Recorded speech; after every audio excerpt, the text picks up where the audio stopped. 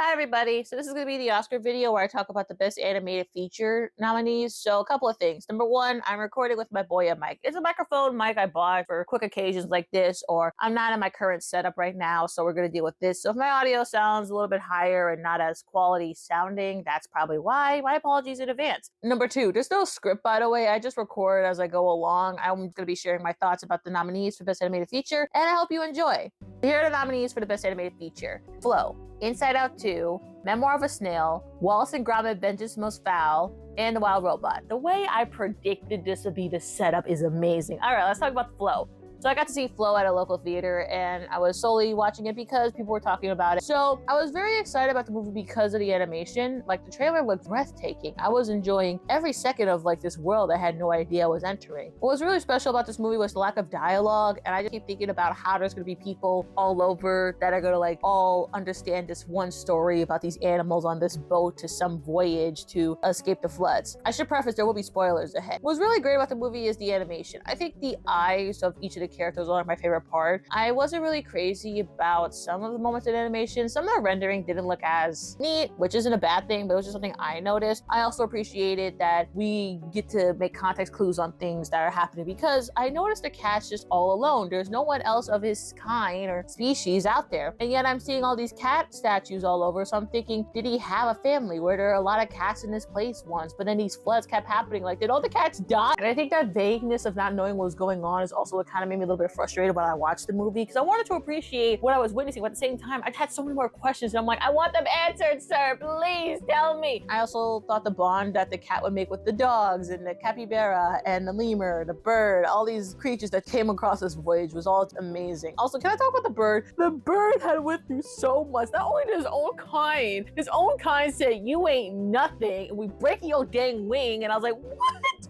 I was literally like trying not to like freak out at the theater because I'm like, do y'all not see this? And then second of all, when the bird was getting weak and they were all in that like dark, gloomy place because the floods were just getting too bad, and then he just sends upon the heavens. Like, literally when I was watching that scene, it reminded me of the Lion King, Remember Who You Are scene. Do you guys know, like, those colors and how they swirled? And as the music just kept getting louder and louder. One of the most breathtaking parts of this movie was how subtle, but also how grand they made these things despite no dialogue. I had to, like, witness all the emotions coming out that I was seeing. Another thing that kind of got me a little bit upset about the movie was just the ending, because you see that the floods, like, go down again, and then the animals got rescued from their ship, and then they saw this whale. There was a whale, by the way, that like comes visit them, but then the whale is like all alone with no water. So like, is it gonna die? Is it gonna live? We don't know. And then like, I just remember the last shot of the cat with the puddle and all the other animals by his side. I'm kind of like, wait, so they're just gonna prepare for the next storm? Are they gonna like keep doing this again and again? Inside Out 2. I think personally, the story is still kind of similar to the first one, where the emotions are outside of Riley's mind control, and not mind control, you know what I mean? They're not in the same place where they can pick Riley's emotions, and they have to find a way to get back when Riley's in distress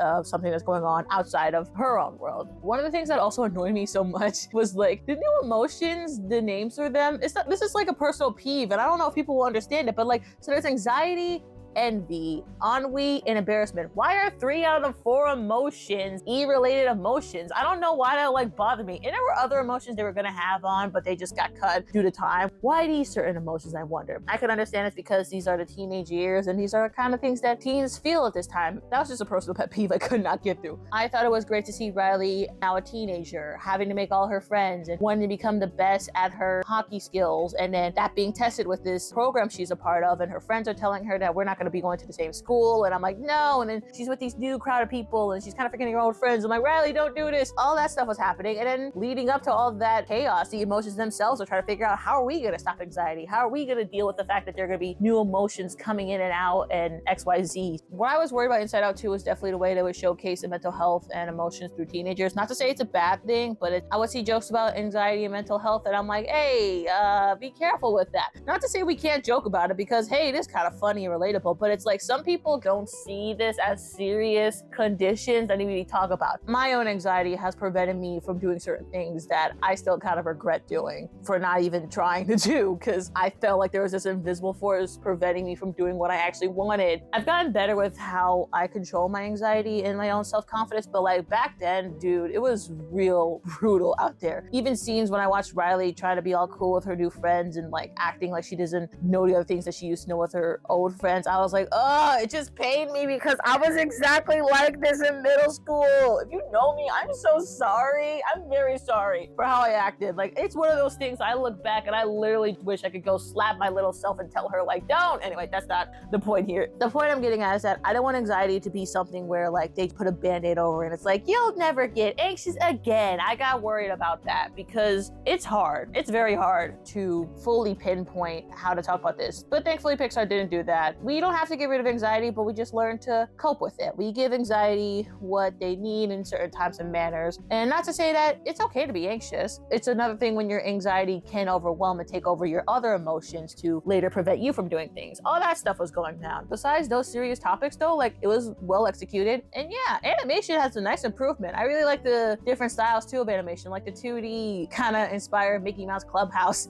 character of Blue Pea, or that one anime video game character, which I swear to God, it has to be from Final Fantasy, or is it Kingdom Hearts? Like, I don't know, I don't play video games that often, but all that stuff was really cool. I'm just happy that once again, Inside Out 2 and Pixar as a team is showcasing the importance of research and consulting with actual teenage girls to fully make a story authentic and 100% like not phoned in. So I applaud that. Memoir of a Snail. So this is incredible because this will be the first nomination Adam Elliott gets for the Best Animated Feature. He didn't get the nomination back in 2009 for Miriam Max, but I really wish they expand the nominations more than just 5 that year, because 2009 was seriously like the best year for any animated film to come out. Memoir of a Snail was really nice. I was very happy to see this movie. I was also happy to hear that Sarah Snook would be voicing the main character because I like her in Succession. So that was all cool and nice. I think the animation definitely improved since his last stop motion film I've seen. I think they're like a little bit more brighter. I also applaud that some of his movements in stop motion I felt like were more fluid than his previous ones. I also felt like it was a bit more graphic compared to like even like the jokes. I felt like whoa, and sometimes the types of deaths and accidents that would happen, I was like, oh my god.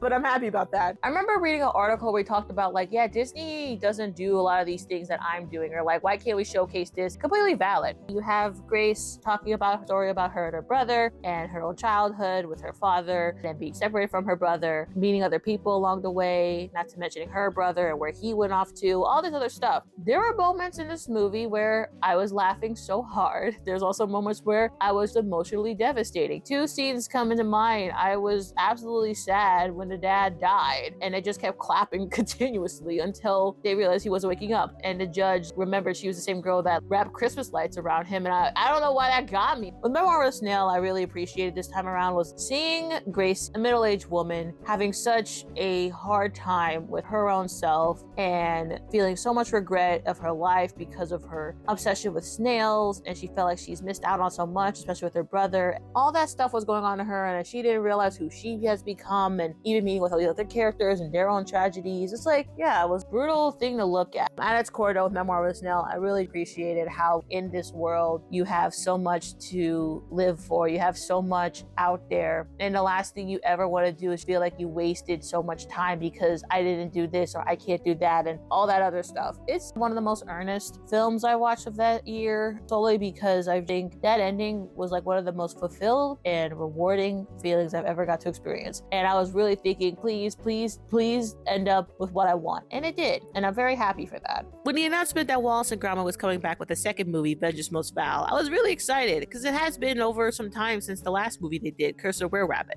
And Armin has done other movies before, but the Wallace and Gromit franchise was one that's still beloved to many, and myself included. To prepare myself for watching Wallace and Gromit, I ended up watching the shorts, which I don't think I've seen any of them, or I just don't have a clear memory of watching all the shorts, but it was really nice seeing the involvement of the first one where they go to the moon for cheese, to now this movie as a return of a very awful villain that is Feathers McGraw. We see a wonderful chaps Wallace and Gromit back again, and Wallace is very dependent on his inventions, to a point where he makes a garden gnome for Gromit for his garden, Normbot, if you will, and it gets the attention of so many people. But however, Feathers McGraw has realized what Wallace is still doing and decided to make his life awful for what he's done. And it ended up becoming a really huge and unimaginably ridiculous chase for vengeance. And I can't thank this enough. Oh my god, I can't stop laughing. I'm smiling so hard because like this was a really fun movie. I was so happy not only for Armin Studios to become bigger and better with their animation, which which has happened when you watch the progression of their shorts. I've noticed that you still get to see the material of clay that they use, but at the same time, as they've gotten bigger, I've noticed that they allow themselves to do bigger antics. And it's a real nice feat to see how far the claymation for Armin has started. The Return of Feathers McGraw created more fun antics for Wallace and Gromit to find themselves in another predicament, but it was really incredible to see what the stakes have done for them. The animation this time around, oh my gosh, it got bigger and better. Like the boat chase scene was so incredible to watch from a scale standpoint. It was really nice seeing how everything played to be. I also really admired the effects that I saw the water moving, noticing the details that I'm noticing, like, yeah, that's made of yarn. Yes, this is made of clay and all the other materials. So it made me nice, like thinking someone really took frame by frame by frame, moving all of them. We also get fresh faces of new characters. Like Manunji, she is a real cool detective, and I like how she's having all these clues to figure out. And the chief inspector is like,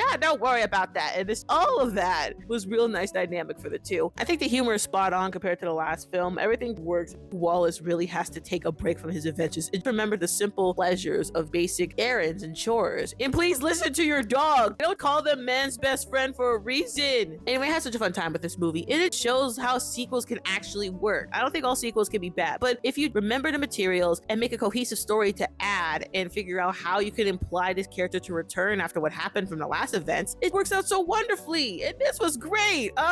But overall, what a fun time I had with this movie. I'm not sure if they're going to make another one, but if they do, I am more than welcome to see what's next for Wallace and Gromit. The last nominee is The Wild Robot, which I am very happy to talk about. Wild Robot was one of my highly anticipated movies of last year. I knew based on that trailer and seeing that Chris Sanders was directing it in the beautiful rendition of What a Wonderful World, I knew this movie was going to be magical, and it was. What got me about the movie was Roz as a character and a robot. Seeing her go through all of these journeys to talk to these animals while also getting back home and realizing, was I abandoned here? Why this location? Just for them to unfortunately get into a circumstance that, oh my god, is so dreary and dark, leading them to Roz to take care of this little gosling and teaching them to fly, eat, swim, and then coming across other animals along the way. And then it felt like Roz later felt like she had a responsibility to take care of all these creatures because she spent so much time with them, but also raising Brightbill to who he would become. I kind of felt like, well, this movie's great. It's like some things are pretty small. I really wanted more Fink's character. Fink had somewhat of a very tragic past, and it haunts me that I'll never know exactly what he means by certain things, but I could just pinpoint like, no, I think there's something deeper that Fink is telling us. Small things like that though, I still had a fun time watching it. I think animation is truly one of the most glorious things that DreamWorks has done in a very long time. What I also admire was the voice acting, because I have a strong feeling about star casting movies. People like Lupita Nyong'o, Kate Connor, and Pedro Pascal, everybody else who was a part of the movie. It's just a huge emotional thing of a robot to feel. That's kind of why I love the Iron Giant so much.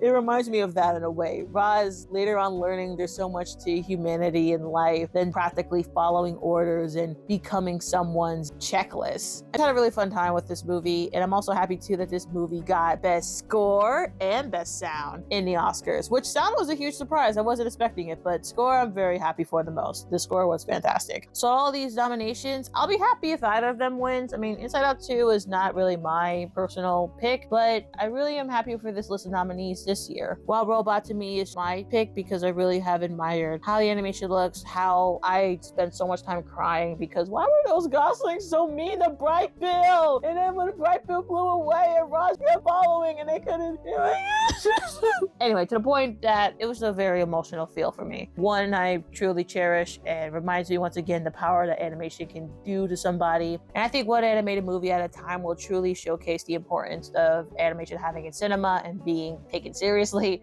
That concludes my video discussing the nominees for the Best Animated Features. The Oscars will be coming out on March 2nd, so please stay tuned for that. Thank you so much for watching my video. This is Olivia, signing off.